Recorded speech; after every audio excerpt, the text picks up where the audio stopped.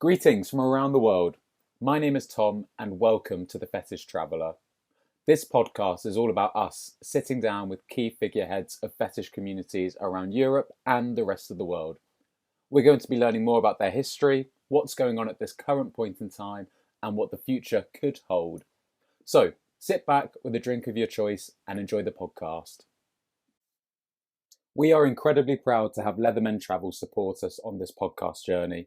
You're planning a future leathery trip? Don't worry, Leatherman Travel have got your back. Visit their website to learn more about leather and fetish events, clubs, and weekends happening around the globe. Okay, so welcome everybody to episode 7. Number 7 is some people's lucky number, so this better be a good one, is probably what you're thinking.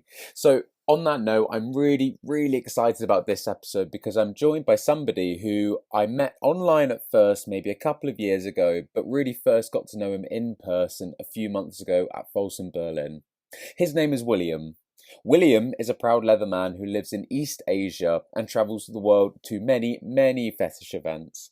In this episode in particular, we're going to be taking a look at how the scene started in Eastern Asia, the effect that the Asian culture itself has on the fetish scene, and his passion for traveling to some of these worldwide events.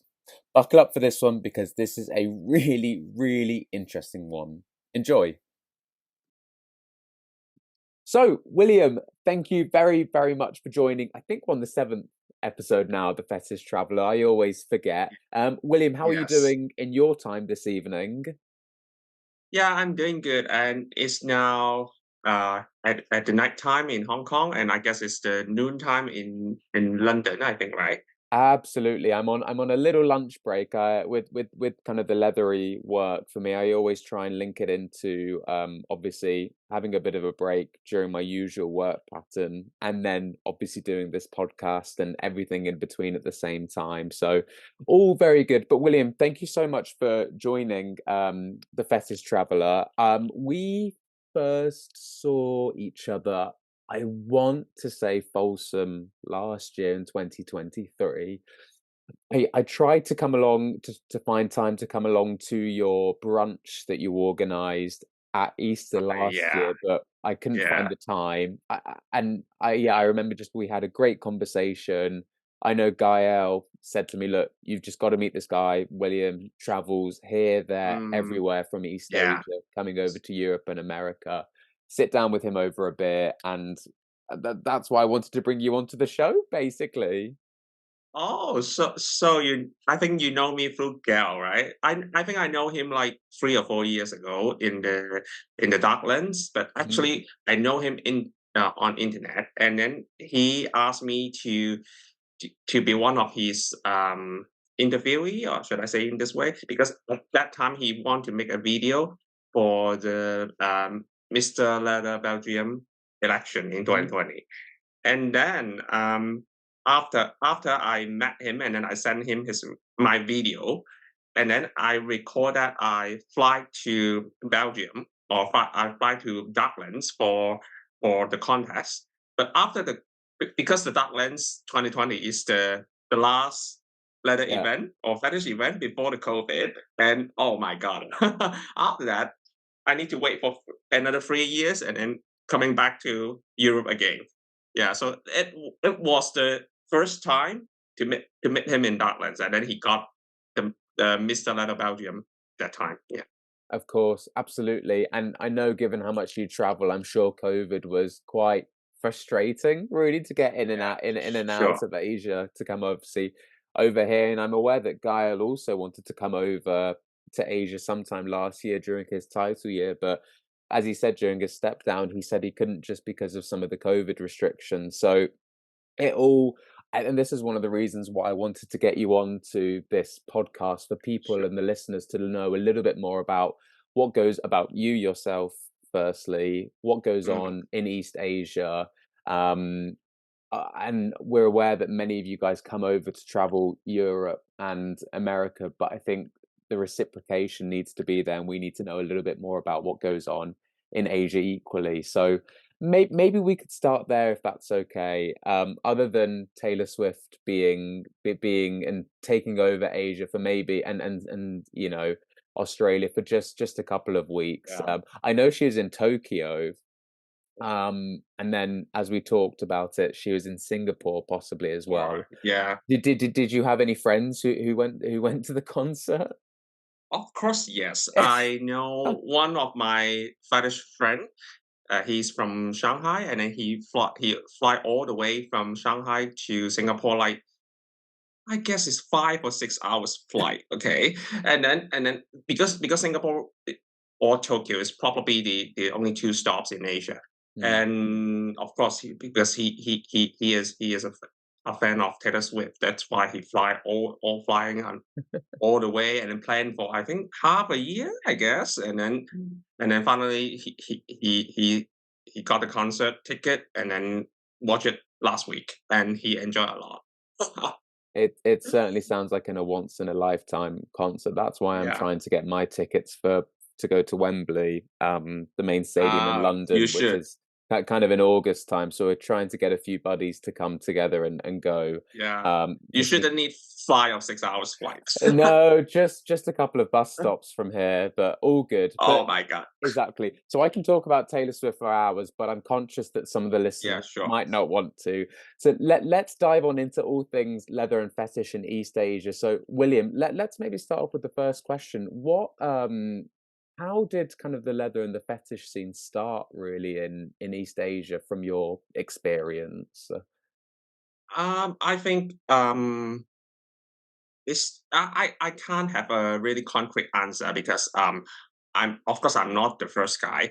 I have some of my friends like maybe he is older than me, like 10 or 20 years old. I Mm, mean he's like now is around 50 or 60 years old. And then I think what at that time because there's no internet, so what message that they can got from Europe or from USA is only like the cassette. I mean the VHS or some of the mm, clips or some of the videos, and also the magazines might yeah. be the drama magazines Yeah. and from USA and maybe some of the people know the leather fetish through when Mm, they travel to Europe or they travel to USA. That's very typical traditional way to know about yeah. the fetish. But in Asia, we don't have such a kind of evolution or a kind of Tom of Finland comic.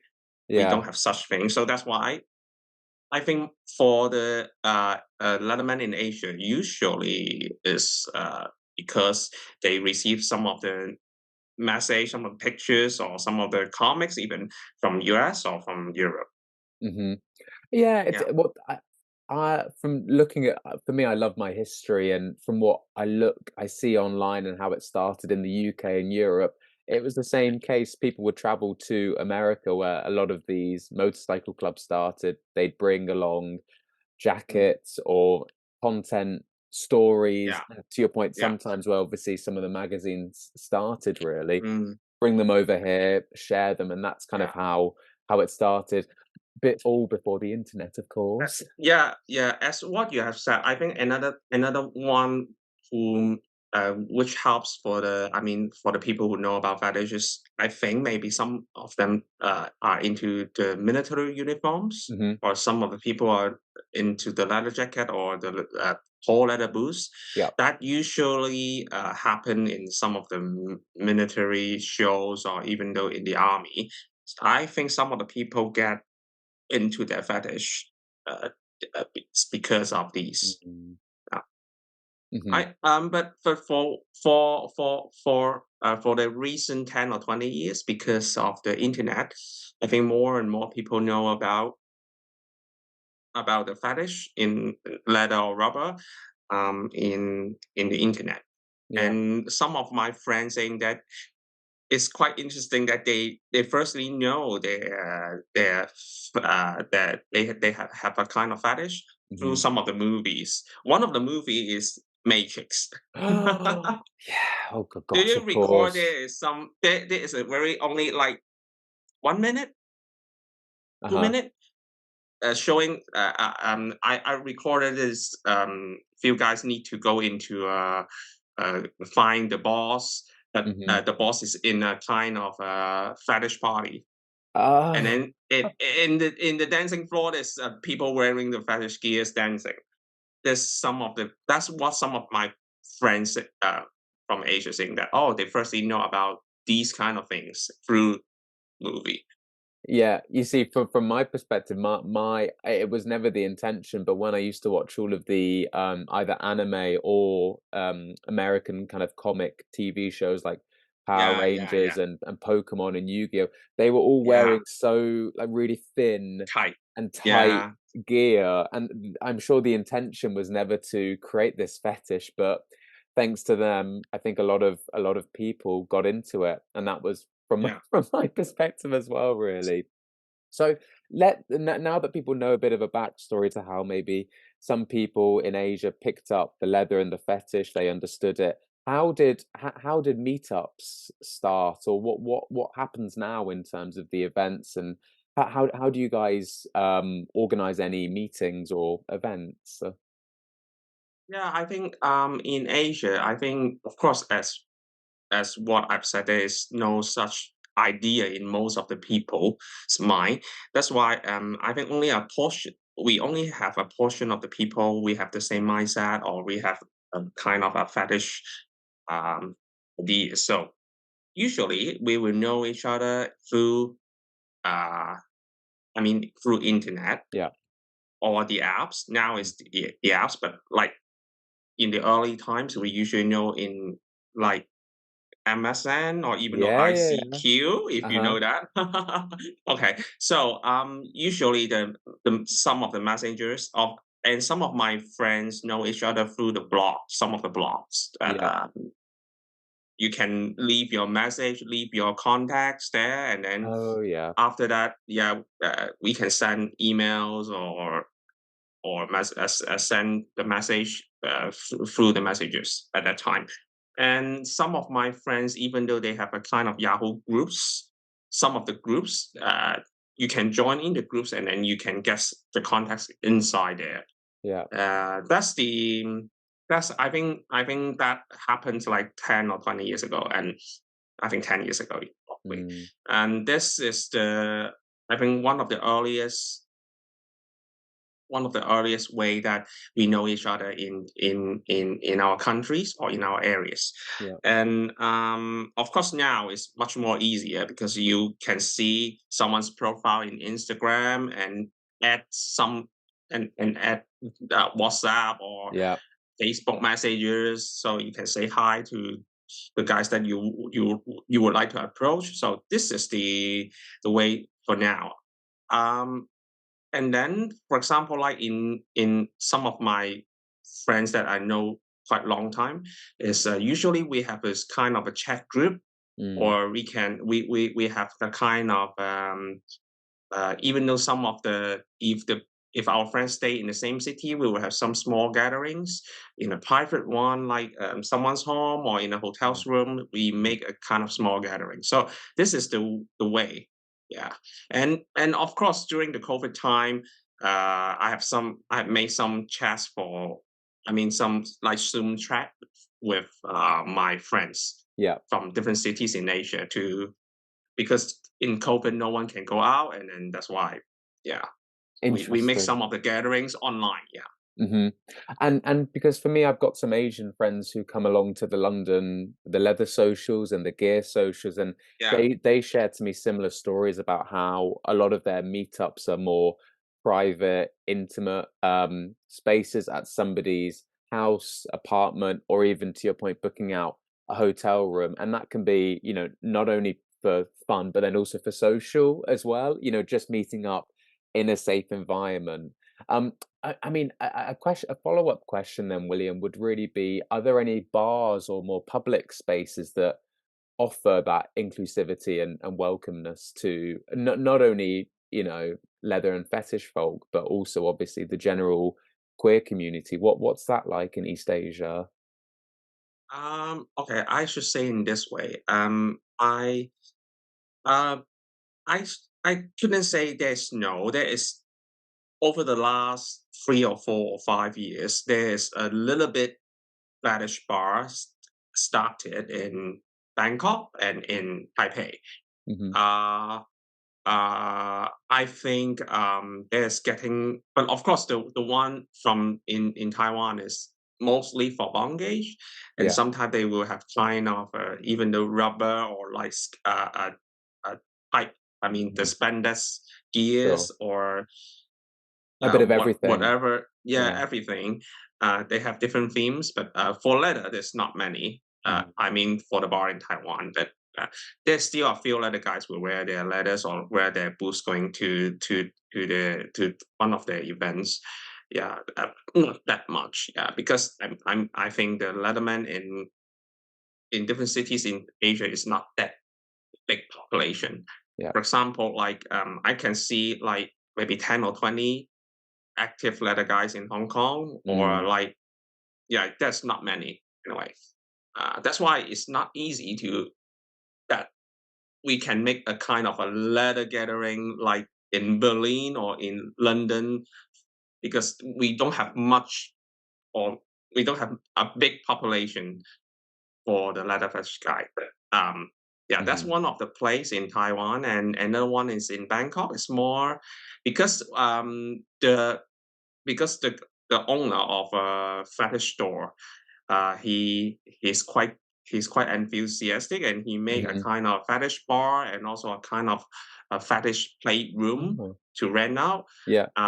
So now he's getting more and more Traction. varieties, Yeah. putting all the things into one place. And of course, he sometimes will invite some of the model to dress up in rubber gears, so as a kind of a fashion. So Mhm. which is, I think, which is really good. Yeah, and I hope I will see it maybe a few months later to see how his new playroom looks like in Bangkok. Oh, well, you're going to have to give us some good reviews then, tell the world Yeah, about it because yeah. I think a lot of us do travel over to, East Asia, Southeast Asia, but a lot of us obviously go for the backpacking adventures, the kind of either the youngsters or the people who just want a bit of a change. We go there. So it's also an opportunity to bring our boots now and then, really, or some shibari Ah, or yeah. bondage gear, Yeah, yeah, yeah. No. Yeah, I think in Bangkok is getting more and more fetish guys. I think only it takes only 3 or 4 years. They're trying to make it from a store, from a fetish store, and now getting to be have a cafe and also have a playrooms to rent out. So it will be getting better and better, I think.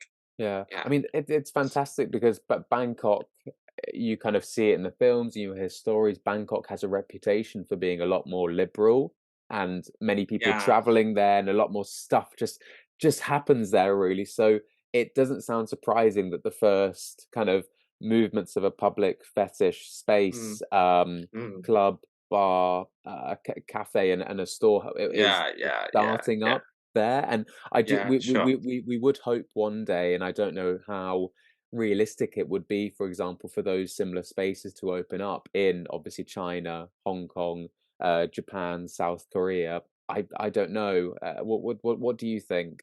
Is it a utopia or maybe a reality? I think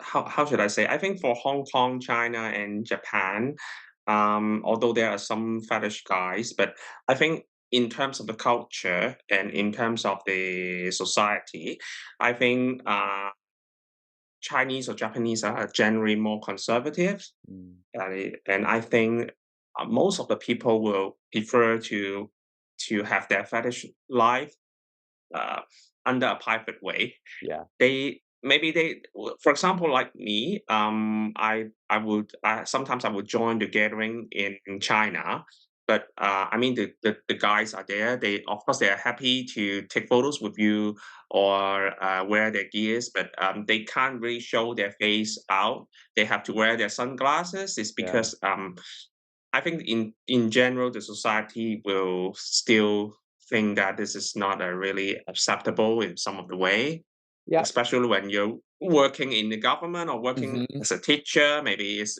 quite sensitive for them. So that's why, Hmm. yeah, I think in Hong Kong, China, or in Japan, it's still there's still some ways to go. I think maybe Taiwan and Bangkok is better. Hmm. Yeah, but but it's still not as open or accepted in just like in USA or in Europe. Yeah, Yeah. it's still there's still there's some distant apart. Yeah. Yeah, and from my perspective, I remember when I was talking to some friends about, the Asian community, I kind of thought, oh, surely it might just take a few years for some change to happen. But I think in reality, there are some cultures that are so embedded in, societal norms, behaviors that it's not easy to change, and sometimes you don't need to change it. For me, I remember when I was studying business at university, we learned a Mm, lot about all of the international businesses and the effects that different cultures have. You know, yeah. and obviously when a lot of the Western companies partnered with areas in Asia, that real boom, there was that real culture clash. Yeah. And when we Cultural realized and we clash. realized is that there are more kind of conservative cultures, more outspoken cultures, and sometimes you just can't change that. You've just got to roll with it. And it sounds like this is something very similar in the fetish community. Yeah. For example, even though in East Asia, like the cultures in Thailand, Mm. cultures in Malaysia, cultures in Japan, Korea, or China, they're all different. Mm. We maybe we lost a little bit same in the appearance, but when when you are saying that, oh, if you are Chinese, then if you are Korean, that I mean the lifestyle is really a bit different, and Yeah. the mindset is really different. So somehow it's not only about the fetish. It's somehow it's about generally about how the society or how the country think about, or if they support the gay community or the LGBT community or not. Yeah. Hmm. Hmm. Perfect. Interesting. So you guys mentioned that, and I'm aware that a lot of you guys do the traveling. So you've obviously got your kind of your mini private meetups that take place in the local cities. There's Mm, obviously a growing scene in kind of Taiwan, Bangkok area. But equally, I'm aware that a lot of you guys do love to have the opportunity to travel to, Europe and to the USA. I guess the first question would be, what's one of your favorite cities or places to go to? It's a tough one, ah, isn't it? actually, I think I haven't traveled to I mean, all majority leather event or fetish event. I haven't traveled to all of them, but of course, Berlin is the one that you can see most of the people that that you can see in the Instagram. This is one of the things because all people will spend their time uh, Yeah. in the second week of September, which is my birthday. Oh, you heard it Yeah, first, everybody. Yeah. yeah, so every time when you see me in Frozen, so it's usually around the time of my birthday. So Mhm, this is one of the thing, and another thing is the I think Berlin is I think is one of the places that I visited so often. For what you have said is about which city I like the most. I think I can't choose one, but um mm, yeah, for me, okay, I think Amsterdam is one of good place that I really like it, mhm, and because I think the city is really pretty. But if you want to have some, um, because some of the leather gatherings, maybe they have a kind of fetish gathering once a yeah, month in a bar. mhm, Yeah, I think that's also quite nice. I've been there once, and then yeah, I think it's good to, and also you can it's good to for you to get some of the leather gears in Amsterdam because there's so some of the much. brands there. Yeah. Yeah, yeah, I think Amsterdam is one of the place that really like. Yeah, And William, when you first started to travel to some of these places where, to your point, the culture's a little bit different and people are a bit more free to go into these more public open spaces, whether it be Fuggerstrasse or Amsterdam Pride or yeah. the big conventions in America. When you first went to these events, did you have a bit of a culture shock and you kind of felt a bit? maybe out of place, a bit uncomfortable at first, if you don't mind me asking? I think for me, because for me, every time when I travel, I always think about that. I just want to, I really want to go to see something different Mm, of my country. That's why I travel. If you want to always stick into your culture or your style, so you better stay at home, right? mm. So every time when I travel, I would like to see something new, or at least it's good that I have a cultural shock. Otherwise, it would not be too exciting for me. I mean, Yeah. it's quite boring for me, right? Um, I've been to the Amsterdam Pride like 5 years ago in 2019. Oh, I yeah. mean, in the second week of August, as I Yeah. recall, and it's really great. The I can see, because the pride is in the is held On the boats. in the canal on the boats. Yeah, Yeah, yeah. it's really different with when I have it in the Taipei Pride, and I can see a lot of the people. They bring their own food, they bring their own drinks, just sit Mm, or stand next to the canal and then enjoy the whole afternoon. I think the whole city has a kind of the mood of celebration. mhm. Yeah, that's one of the thing that I can't see in Asia. Yeah. For example, the one that we have at the place is the Taipei Pride every year, and the Taipei Pride, I think, of course, for the LGBT people are very excited. They will Mhm. wear very fancy or wear very special, or they Yeah. show their muscles, show their bodies, right? But I think in general, the because we have a dedicated route to walk around in the city. Mhm. So I think the I can see, of course, the people. Some of the people are very enjoy, but not all the people. I mean, in the whole city, really enjoy, or they think that it's a kind of celebration. So Mm. I think in Taiwan, is of course they are getting more and more popular. I mean, for the pride, but still, it's not the same atmosphere as Yeah. those pride in Europe. Yeah, Mhm. that's And I what I know. Yeah, absolutely. Yeah, thanks, William. And I guess having that mix is quite healthy. You come across as somebody who does like to travel, who loves to experience new things, and I think having that mix is good. To your point, there are some aspects of being in your own culture that you Mm, want to change. Maybe you can yeah. change them, but to your point, at times it can maybe just take a little bit longer compared to the other Pride events and how liberal the whole city is in terms of joining together and celebrating one event or a weekend where, people are free to be themselves. Yeah. Absolutely. So let's talk a little bit about more about you obviously do a lot of the traveling. What in general how do you feel the reception is towards Asian people who travel to places like Berlin, to all of the Pride events in other countries? In general, are people quite welcoming? Do they want to know a little bit more about, what's going on in Asia, the culture? I think in general, the community, of course, will welcome, I think, all people. Um, I think, but for the travelers like us, which is far away from Asia, traveling to Europe or travel to USA, right? For especially for those people who's really the first time joining the fetish event in Europe.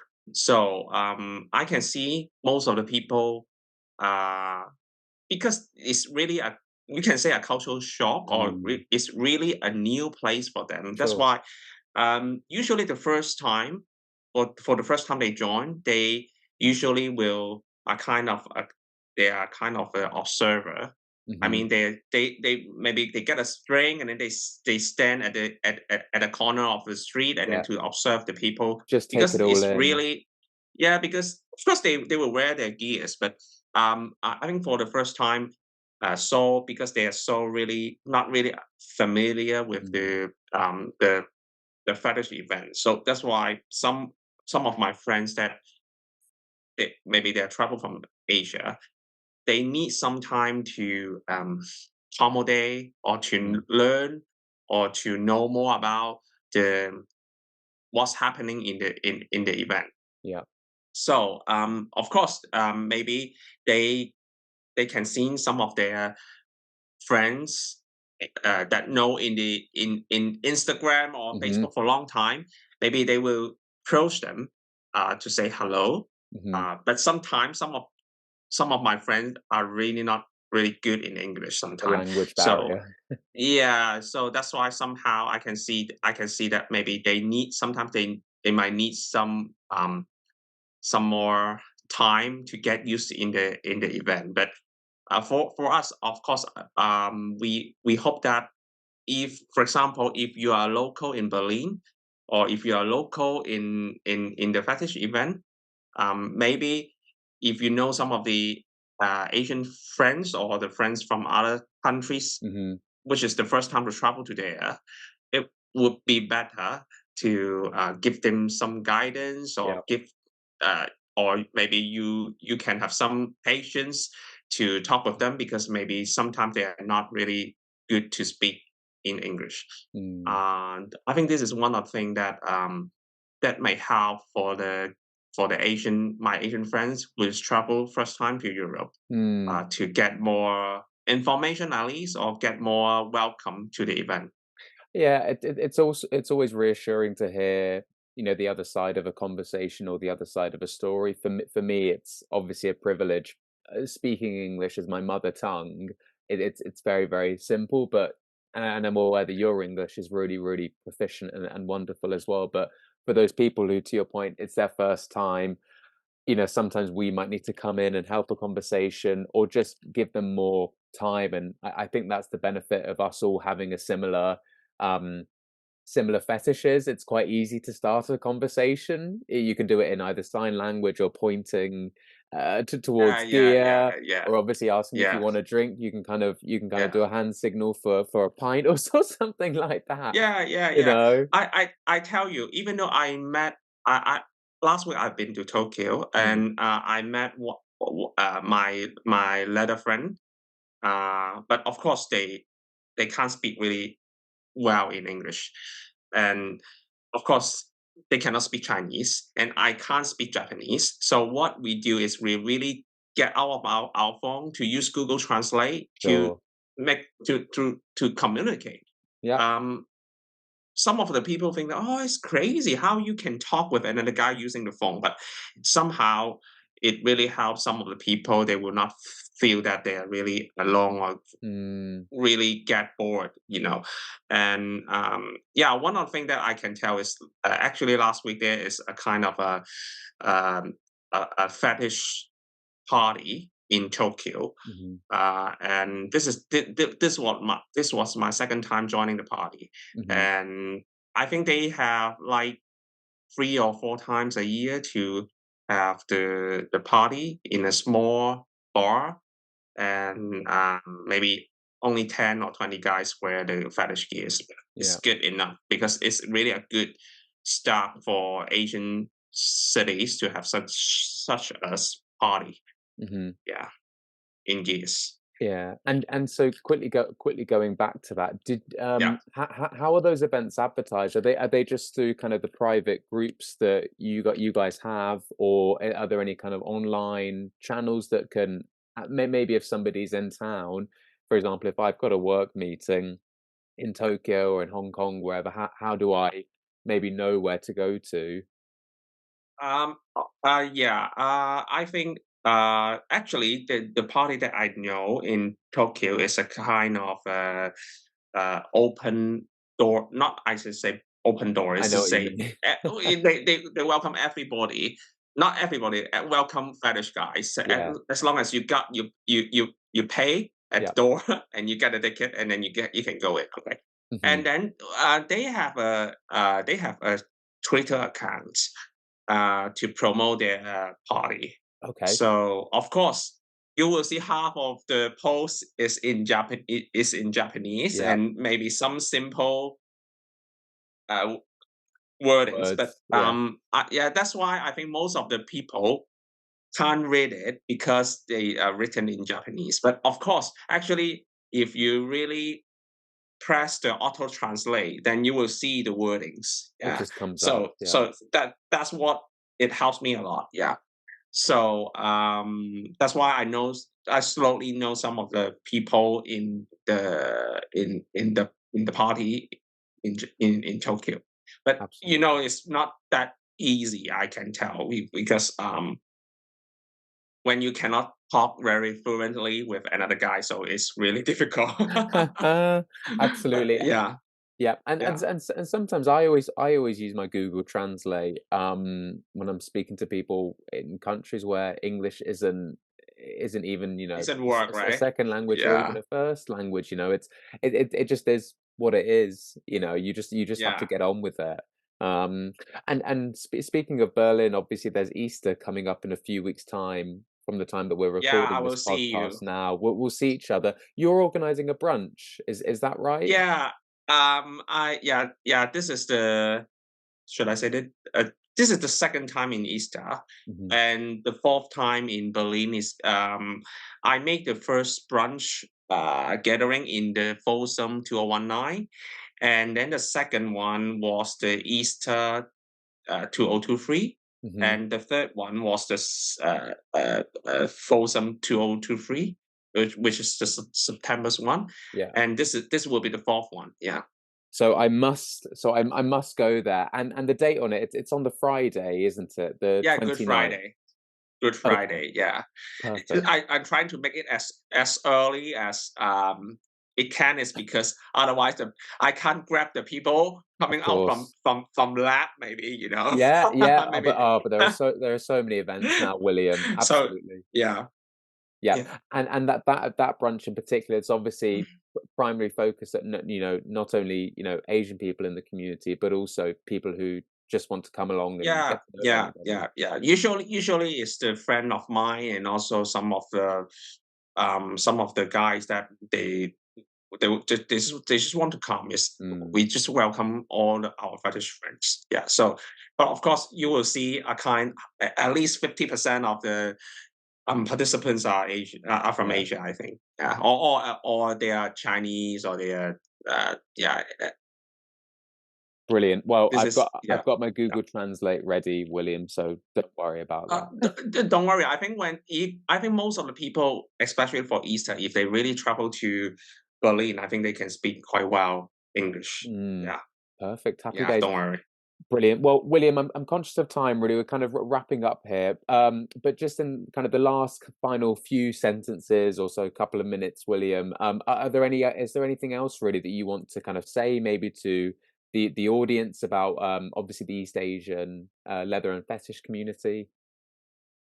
I think the only thing that I can say is my Instagram account is not that open to all people. So if of course, I welcome all of our fetish friend to add me, but sometimes I don't want some kind of fake profiles adding me. So that's why I am hesitating to add some of to approve some of the people. So if you if you find that maybe after adding me for approval for somehow there's no reply, maybe you can just send me message and then I will reply you and then I will add you. Yeah, Yeah, perfect. Absolutely. yeah, I think in this episode we've got a good idea of obviously the culture, the influences, and how kind of the Eastern Asian leather and fetish community operates. But then equally, all of your passion to go and do the traveling to get a different side of culture. So yeah. it's great. Really, Oh, really good. yeah. Of course, if you want to ask some questions about some of the Asian places or even the Taiwan Pride, of course you can ask me and I can give you some guidance. Yes. Brilliant. Happy days. There you go. That's the next pride to go to, everybody. William, thank you very, very much for taking part in this episode. Glad to hear you enjoyed it. And yeah, take care. Have a good rest of the day. Yeah, sure. Have a good day for you too.